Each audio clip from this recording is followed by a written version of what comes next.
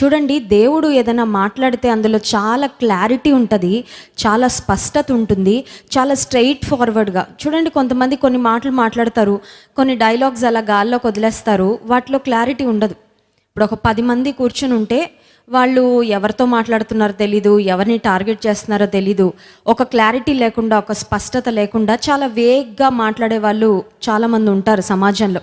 ఎవరో ఒకరికి తగలకపోద్దా, ఎవరో ఒకరికి ఏదో ఒకటి అర్థం కాకపోద్దా అన్నట్లుగా మాట్లాడుతూ ఉంటారు. కానీ బైబిల్ గ్రంథంలో మనం గమనించినట్లయితే పాత నిబంధనలోను కొత్త నిబంధన గ్రంథంలోనూ దేవుడు తన ప్రజలతో ఏది మాట్లాడినా చాలా సూటిగా, చాలా స్పష్టంగా, చాలా క్లారిటీతో దేవుడు మాట్లాడినట్లుగా మనం గమనిస్తున్నాం.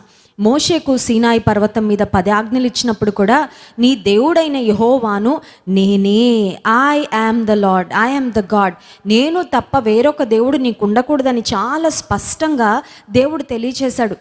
ఇక నూతన నిబంధనకు మనం వస్తే నేనే మార్గము, నేనే సత్యము, నేనే జీవము, జీవాహారము నేనే అనే మాట యేసుక్రీస్తు ప్రభు చాలా స్పష్టంగా, ఈ లోకమునకు నేను వెలుగును అనే మాట కూడా యేసుక్రీస్తు ప్రభు చాలా స్పష్టంగా తెలియచేశారు.